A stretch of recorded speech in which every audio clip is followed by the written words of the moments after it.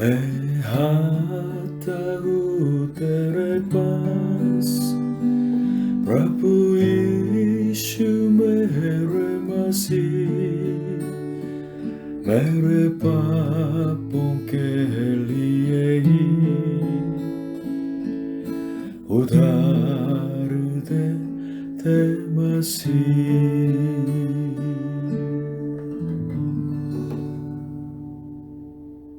Hallelujah. प्रभु यीशु मसीह जी आप सभी को आशीष दे। हमारे पास 2 लड़कियां हैं और परमेश्वर ने छोटी वाली बेटी को फैशन डिजाइनर बनने के लिए दर्शन दिया है और दुनिया में सबसे बेस्ट एक यूनिवर्सिटी में 2 बार तो प्रवेश एडमिशन होने दिया है। 2019 में एडमिशन मिला, लेकिन परमेश्वर ने उस समय तो पैसा नहीं दिया, इसलिए हमने तो छोड़ दिया था। लेकिन 2 साल के बाद कोरिया में जो यूनिवर्सिटी का एडमिशन नहीं मिला, इसलिए फिर से उस यूनिवर्सिटी में तो अप्लाई किया है और इस बार भी एडमिशन मिल गया है। परमेश्वर ने इस टाइम तो हमारे लिए पैसा दिया है। हाँ, ये पैसा मिशनरी माँ बाप के लिए बहुत ज़्यादा पैसा है, हमारे सचमुच क्षमता से बाहर है। लेकिन जब हम प्रार्थना करते हैं तो परमेश्वर अपनी विश्वास योग्यता के साथ हमारी प्रार्थना को सुनते हैं। इस बार डिपार्चर से 3 दिन पहले टिकट के लिए पैसा मिला है, क्योंकि हमने लगातार परमेश्वर को ताक के प्रार्थना की थी। इसलिए जब प्रार्थना के उत्तर मिल गया तो हम तीनों ने, मैं, मेरी मिसेस और उस छोटी बेटी ने लगातार परमेश्वर का धन्यवाद किया है। हम इसी सिद्धांत से जीते हैं, we trust in God alone. हम सिर्फ परमेश्वर ही पर भरोसा रखते हैं, विदाउट अपीलिंग फॉर फंड्स, किससे पैसा नहीं मांगते हुए। For our God is sufficient, क्योंकि हमारा परमेश्वर पर्याप्त है। हालेलुया। मनुष्य के लिए प्रार्थना करना अनिवार्य है। क्यों? क्योंकि मनुष्य सीमित है, असमर्थ है, और परमेश्वर जो स्वर्ग में है तो अपने सामर्थ्य के साथ, कृपा के साथ हमारी प्रार्थना को सुनते हैं। हर धर्म में तो प्रार्थना की शिक्षा होती है, लेकिन हम आज बाइबल के अनुसार, बाइबल के याकूब की किताब में सीखना चाहते कि प्रार्थना है क्या और हमें कैसी प्रार्थना करनी है। और प्रार्थना का एक जो उदाहरण है बाइबल के अंदर, यहोवा परमेश्वर का नबी, उनमें से एलिया नाम के नबी के प्रार्थना से हम शिक्षा पाना चाहते हैं। आज के वचन याकूब की किताब 5वीं अध्याय 13 से लेकर 18 तक। यदि तुम में कोई दुखी हो तो वह प्रार्थना करे, यदि आनंदित हो तो वह स्तुति के भजन गाएं। यदि तुम में कोई रोगी हो तो कलीसिया के प्राचीनों को बुलाएं और वे प्रभु के नाम से उस पर तेल मलकर उसके लिए प्रार्थना करें। और विश्वास की प्रार्थना के द्वारा रोगी बच जाएगा और प्रभु उसको उठाकर खड़ा करेगा। और यदि उसने पाप भी किए हो तो उनकी भी क्षमा हो जाएगी। इसलिए तुम आपस में एक दूसरे के सामने अपने अपने पापों को मान लो और एक दूसरे के लिए प्रार्थना करो, जिससे चंगे हो जाओ। धर्मी जन की प्रार्थना के प्रभाव से बहुत कुछ हो सकता है। एलिय्याह भी तो हमारे समान दुख सुख भोगी मनुष्य था और उसने गिड़गिड़ा कर प्रार्थना की कि मेह न बरसे, और 3.5 वर्ष तक भूमि पर मेह नहीं बरसा। फिर उसने प्रार्थना की तो आकाश से वर्षा हुई और भूमि फलवंत हुई। In English, James chapter 5 verses 13 to 18. Is any one of you in trouble? He should pray. Is anyone happy? Let him sing songs of praise. Is anyone of you sick? He should call the elders of the church to pray over him and anoint him with oil in the name of the Lord. And the prayer offered in faith will make the sick person well. The Lord will raise him up. If he has sinned, he will be forgiven. Therefore, confess your sins to each other and pray for each other so that you may be healed. The prayer of a righteous man is powerful and effective. Elijah was a man just like us. He prayed earnestly that it would not rain, and it did not rain on the land for 3.5 years. Again he prayed, and the heavens gave rain, and the earth produced its crops. आज के उपदेश का point 1 प्रार्थना सामर्थ्य है। Prayer is power। 13-14 यदि तुम में कोई दुखी हो तो वह प्रार्थना करे, यदि आनंदित हो तो वह स्तुति के भजन गाएं, यदि तुम में कोई रोगी हो तो कलीसिया के प्राचीनों को बुलाएं और वे प्रभु के नाम से उस पर तेल माल कर उसके लिए प्रार्थना करें। प्रार्थना सामर्थ्य है। प्रार्थना सचमुच में दुखी मनुष्य को सामर्थ्य देते हैं, विजयी देते हैं। प्रभु यीशु के नाम से प्रार्थना करेंगे तो परमेश्वर हमारे दुखी हृदय को बिल्कुल छुएंगे और हमें शांति देंगे। प्रभु यीशु मसीह हमारे पीड़ा को, दुख को प्रशंसा के रूप में बदल डालने वाला परमेश्वर है। जब हम विश्वास में आया तो मेरे पिताजी ने मेरी माताजी को बहुत सताया था, बहुत ज़्यादा रो परमर्पित हो गया था। लेकिन जब ये मेरी माताजी चर्च जाने लगी और चर्च जाके आई तो बिल्कुल सामर्थ्य के साथ, आनंद के साथ आई थी, शांति के साथ आई थी। सचमुच में दुख का सामना करने दिया। हालेलुया। मेरे को चोट लगी किसी की बिल्कुल बुरी बात के द्वारा, लेकिन जब मैंने प्रभु यीशु को ताका है, प्रार्थना की, तो सचमुच में वो चोट बिल्कुल जो दर्द है उसको बिल्कुल दूर हटा सके और प्रेम से उनको दिल में ग्रहण कर सका। हालेलुया। प्रार्थना और शारीरिक दुखों का भी तो सामना करने वाले ऐसे सामर्थ्य हैं। अभी तक बहुत लोगों ने प्रभु यीशु के नाम से प्रार्थना करके चंगाई पाई है। हालेलुया। प्रभु यीशु के नाम से प्रार्थना करना बहुत महत्व है। बाइबल के अनुसार जो प्रार्थना है वो धार्मिक कोई बकबक या धार्मिक बिल्कुल ज़्यादा तोना नहीं है।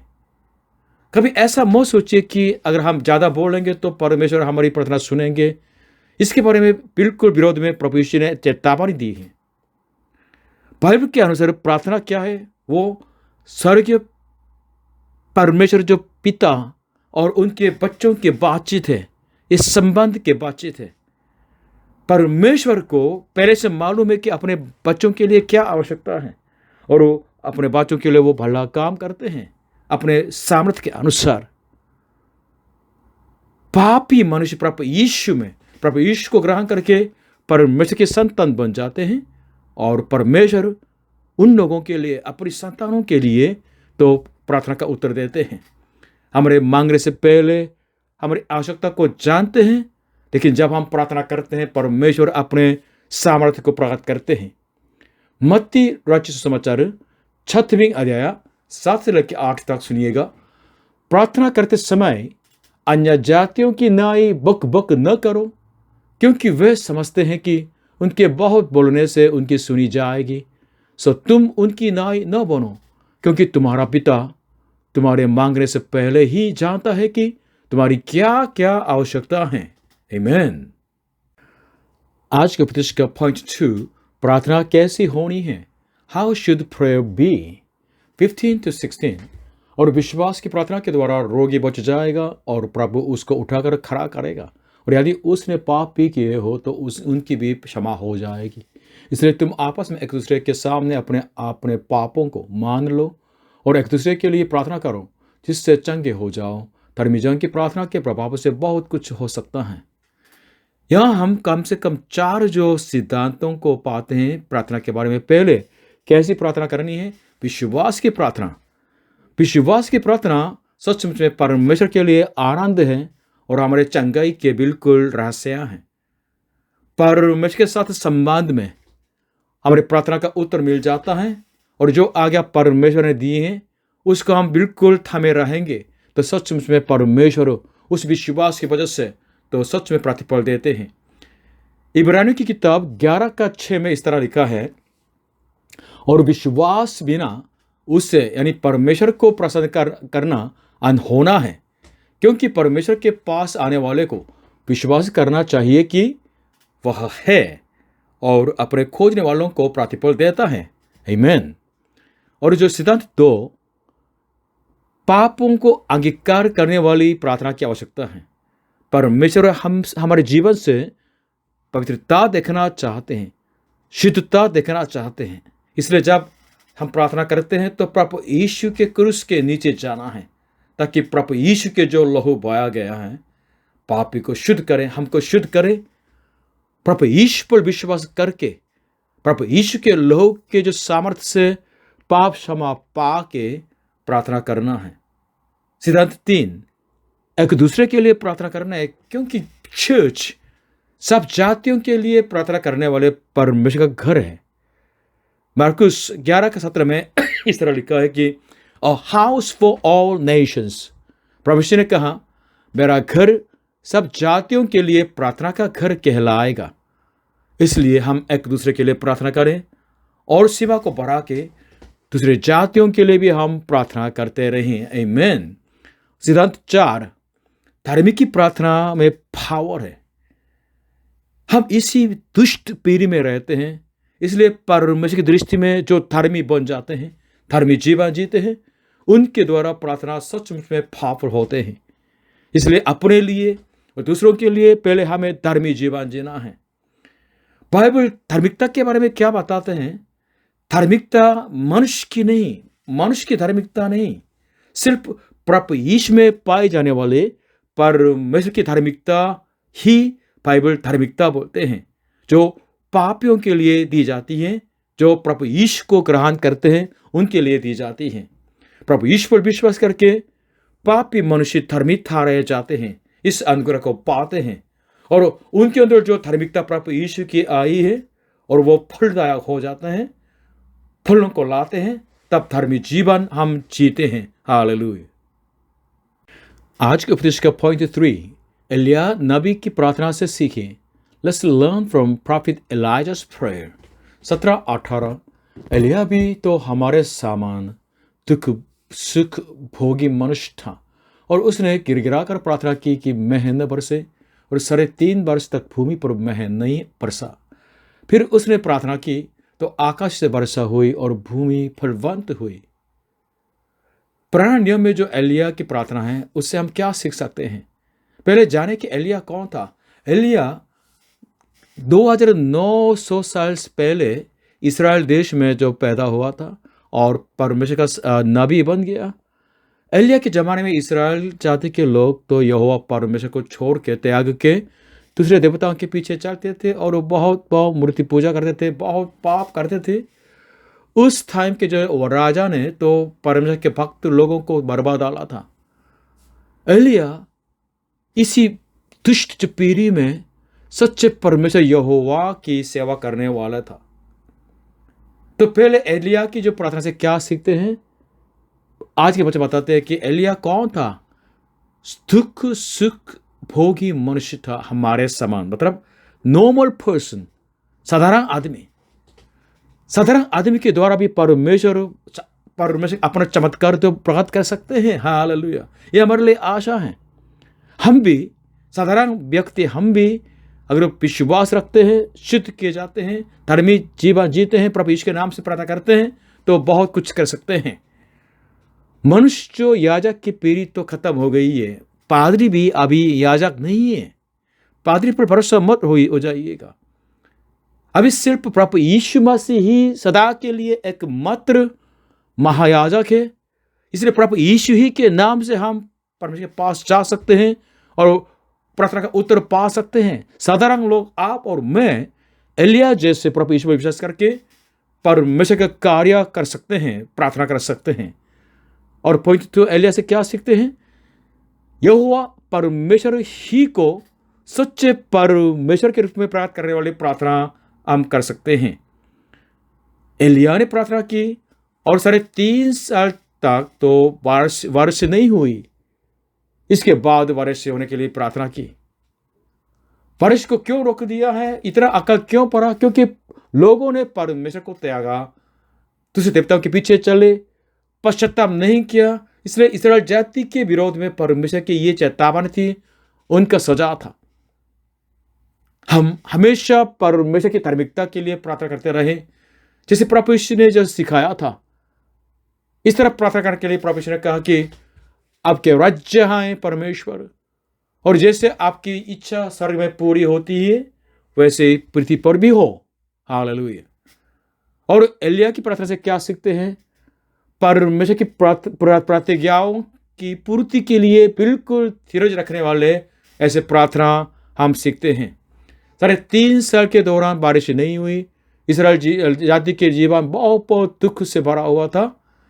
तो 3.5 साल के बाद परमेश्वर ने बारिश देने के लिए वादा किया है।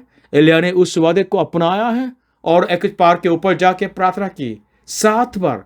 एक बार लगातार प्रार्थना की लेकिन कुछ नहीं दिखा, दूसरी बार, तीसरी बार कुछ नहीं, लेकिन जब 7वीं बार प्रार्थना धीरे के साथ वो कर रहा था तो समुद्र में से बिल्कुल हाथ जैसा बिल्कुल छोटा सा बादल दिखाई दिया। उसको पता चला कि परमेश्वर 3.5 साल के बाद बारिश दे रहे हैं। हालेलुया। इसके बारे में पहले राजा 18:44 में लिखा है, 7वीं बार उसने कहा, देख समुद्र में से मनुष्य का हाथ सा एक छोटा बादल उठ रहा है। एलिय्याह ने कहा, आपके पास जाकर कहे कि रात चितवा कर नीचे जा, कहीं ऐसा न हो कि तो वर्षा के कारण रुक जाएं। हालेलुया। साधारण लोग भी विश्वास रख के प्रभु ईश्वर महान कार्य कर सकते हैं प्रार्थना के द्वारा, और उनकी प्रार्थना के द्वारा परमेश्वर सचमुच में प्राप्त हो सकते हैं।